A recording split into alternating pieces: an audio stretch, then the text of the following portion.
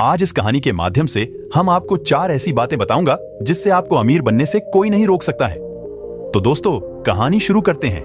एक बार सोहन नाम का एक लड़का बहुत ही परेशान रहता था। वह अपने जीवन में बड़ा आदमी बनना चाहता था, ढेर सारा पैसा कमाना चाहता था, जिसके लिए वह दिन रात काम करता है, लेकिन फिर भी वो उतना पैसा वाला नहीं बन पाया जितना बनना चाहता था। इसकी वजह से वह बड़ा परेशान था। फिर एक दिन पता चला कि उनके गांव में गौतम बुद्ध आए हैं। सोहन ने सोचा, क्यों ना बुद्ध से पूछा जाए कि मैं अमीर और पैसे वाला कैसे बन सकता हूं, क्योंकि सोहन ने किसी से सुना था कि गौतम बुद्ध के पास जीवन की हर एक समस्या का समाधान है। इसलिए वह दौड़ते दौड़ते बुद्ध के पास जा पहुंचा और उनके पैरों में गिरकर उन्हें अपनी बातें बताने लगा। गौतम बुद्ध से कहने लगा, हे बुद्ध, कृपया मुझे बताएं कि मैं अमीर कैसे बन सकता हूं। मुझे जल्दी से जल्दी अमीर बनकर आराम की जिंदगी जीनी है। गौतम बुद्ध सोहन की बात सुनकर मुस्कुराकर बोले, बेटा, अगर तुम सच में अमीर बनना चाहते हो तो मैं तुम्हें एक कहानी सुनाता हूं। उसमें तुम्हें 4 ऐसी बातें पता चलेंगी जिन्हें जानकर तुम आसानी से अमीर बन जाओगे। एक गांव में एक बड़ा ही चतुर नाई रहा करता था और एक पंडित जी से उसकी गहरी मित्रता थी। दोनों पूरा दिन साथ साथ रहा करते थे। जजमानों के घरों से उनकी जीविका चलती थी। एक बार ऐसा समय आया कि काफी दिन बीत गए, पर किसी जजमान ने उन्हें नहीं बुलाया। अब तो उनके आगे रोजी रोटी का संकट खड़ा हो गया। परिवार को कैसे पाले, यह समस्या बनी हुई थी। एक दिन नाई ने पंडित जी से कहा कि अपना धंधा तो चल नहीं रहा, क्यों ना प्रदेश चलें।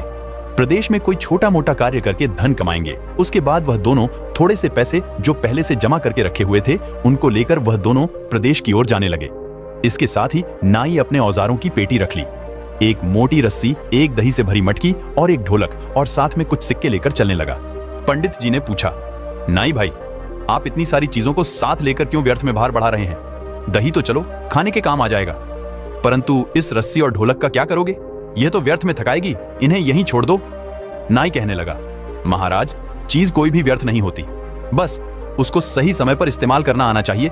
कई बार हम लोग कुछ चीजों को व्यर्थ समझकर फेंक देते हैं या उनका सही समय पर इस्तेमाल नहीं कर पाते, इसीलिए वह हमें व्यर्थ लगती है। पंडित जी ने सोचा, चलो ठीक ही है, जब भी मनोरंजन करने की इच्छा होगी तब ढोलक बजाकर गा लिया करेंगे। इस प्रकार नाई और पंडित शहर जाने लगे।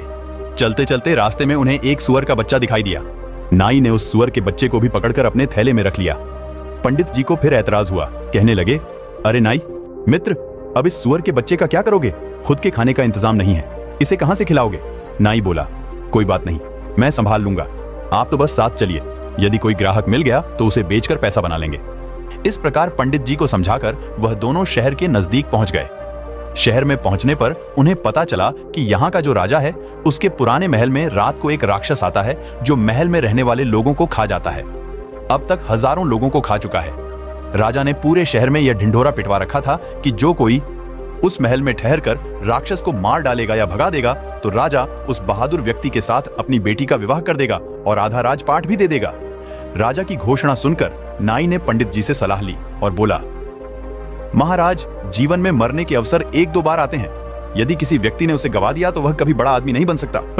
आज वही अवसर हमें आवाज देकर बुला रहा है। यदि हम राक्षस को मारने में या भगाने में सफल हो गए तो जीवन भर बैठकर राज करेंगे। नाई की बात सुनकर पंडित जी बोले, अरे मूर्ख, यह अवसर हमें बुला नहीं रहा है, बल्कि हमारी मौत हमें बुला रही है। यदि हम राज्य और राजकुमारी के लालच में आ गए तो राक्षस जरूर हमें खा जाएगा। अक्सर लालच के कारण ही व्यक्ति विपत्ति में पड़ता है। जीव के लालच में मछलियां कांटे में फंसती हैं। दाने के लोभ में पड़कर पक्षी जाल में फंसता है। मौत और विपत्ति हमेशा लालच देकर ही जीवों को फंसाती है। जो बुद्धिमान व्यक्ति होते हैं वह इस तरह के लालच में कभी नहीं पड़ते। कहीं मेहनत मजदूरी करके खा लेंगे, कम से कम जीवन तो सुरक्षित रहेगा।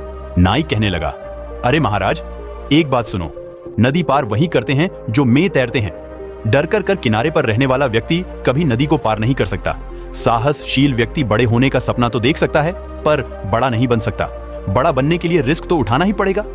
नाई की बात सुनकर पंडित जी घबरा गया और सोचने लगे, आज यह हमें मरवा कर ही छोड़ेगा।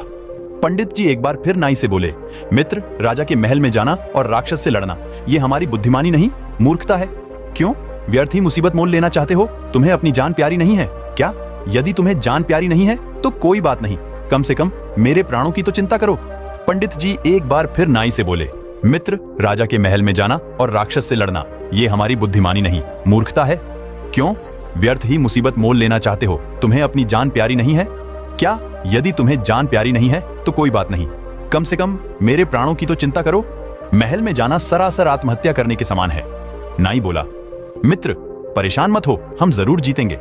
जीतने वाले कोई अलग काम नहीं करते, बस वो हर काम को अलग तरीके से करते हैं। गरीबी लाचारी का जीवन जीने से अच्छा है कि मौत से भी लड़कर हमें उन्नति करनी चाहिए। दरिद्रता का जीवन तो वैसे भी मृत्यु के समान है। हम पूरा जीवन मेहनत करें तो भी इतना नहीं कमा सकते कि राजा बन जाए। थोड़ी सी हिम्मत करके किस्मत आजमाने में क्या जाता है। मरना तो एक ना एक दिन है ही। हिम्मत और बुद्धिबल से काम लेने पर कठिन से कठिन सफलता भी पाई जा सकती है।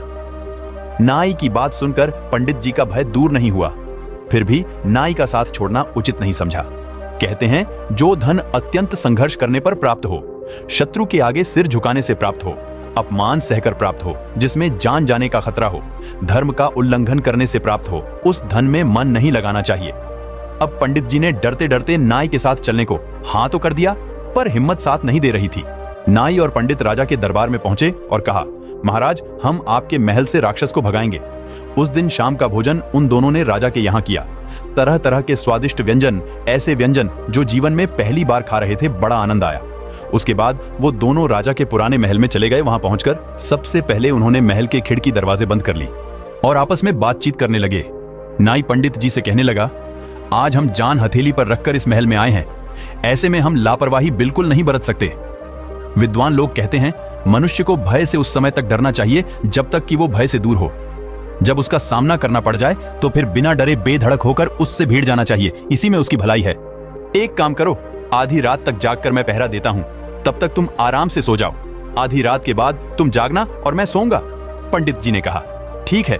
उसके बाद पंडित जी सो गए और बेचारा नाई जाकर राक्षस के आने का इंतजार करने लगा। इधर जब राक्षस के आने का समय हुआ, तब वह महल के दरवाजे बंद देखकर दरवाजा खटखटाने लगा। कहने लगा, मेरे महल में आज मुझसे पहले कौन घुसकर सो गया है? द्वार खोल दो, वरना मैं द्वार तोड़ दूंगा।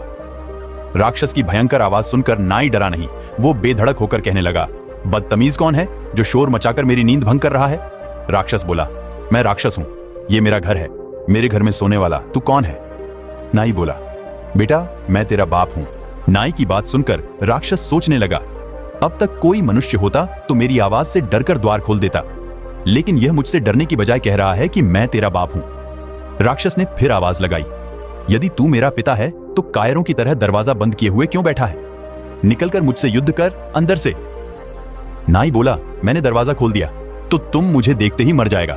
मेरा सामना करने की तो मैं हिम्मत नहीं है, इसीलिए तेरी भलाई के लिए मैंने दरवाजा बंद कर दिया। राक्षस ने सोचा, जरूर मुझसे भी कोई ताकतवर है, तभी तो डरे बिना मेरी बात का जवाब दे रहा है। कहीं यह वकाई में मेरा बाप तो नहीं? फिर सोचा, अगर यह मेरा बाप होगा तो आकार में मुझसे भी बड़ा होगा और बल में भी। राक्षस बोला, ठीक है, यदि तू मेरा पिता है तो अपना बल दिखा और मेरा भी देख, कुछ अपनी पहचान बता और मेरी भी पहचान देख। इतना कहकर राक्षस ने अपने सिर का एक बाल तोड़कर एक छिद्र द्वारा महल के अंदर फेंक दिया और कहा, यह देख, यह मेरा बाल है। राक्षस का बाल काफी मोटा था। तभी जवाब में अंदर से ही अपने हाथ में से रस्सी को बाहर फेंकते हुए बोला, ये देख, ये मेरी मूंछ की बाल है। नाई के द्वारा फेंकी गई रस्सी की देखकर राक्षस डर गया और कहने लगा, इसके मूंछ का बाल इतना बड़ा है तो यह कितना बड़ा होगा? उसने फिर से आजमाइश की, अपने सिर से एक जू पकड़कर अंदर फेंका। राक्षस का जू काफी बड़ा था। अंदर से नाई ने सुअर का बच्चा बाहर फेंकते हुए कहा, यह देख, मेरे सिर का जू इतना बड़ा है। जू देखकर राक्षस डर गया। नाई के द्वारा फेंकी गई रस्सी की देखकर राक्षस डर गया और कहने लगा, इसके मूंछ का बाल इतना बड़ा है तो यह कितना बड़ा होगा? उसने फिर से आजमाइश की, अपने सिर से एक जू पकड़कर अंदर फेंका। राक्षस का जू काफी बड़ा था। अंदर से नाई ने सुअर का बच्चा बाहर फेंकते हुए कहा, यह देख, मेरे सिर का जू इतना बड़ा है। जू देखकर राक्षस डर गया। राक्षस ने अपना थूक अंदर फेंकते हुए कहा, देख, मेरा थूक है।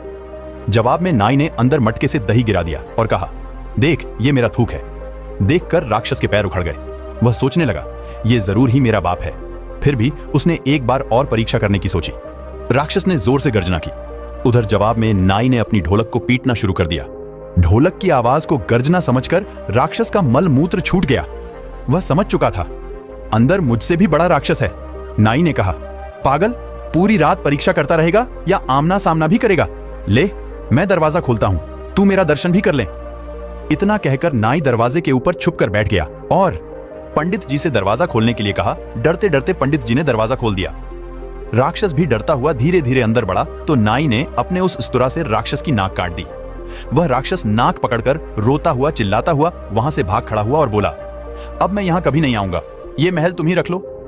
नाई बोला, खबरदार आना भी मत, अगर आया तो अगली बार तुझे जिंदा नहीं छोड़ूंगा। इस तरह सदा सदा के लिए वह राक्षस महल को छोड़कर चला गया। शर्त के अनुसार नाई आधे राज्य का मालिक बन गया और राजा की बेटी से उसका विवाह हो गया। उसने अपने मित्र पंडित को अपना मंत्री बना लिया। राजा के रूप में नाई अपने मंत्री पंडित से कहता है कि 4 बातों को सदैव ध्यान रखना, तू कभी गरीब नहीं रहेगा।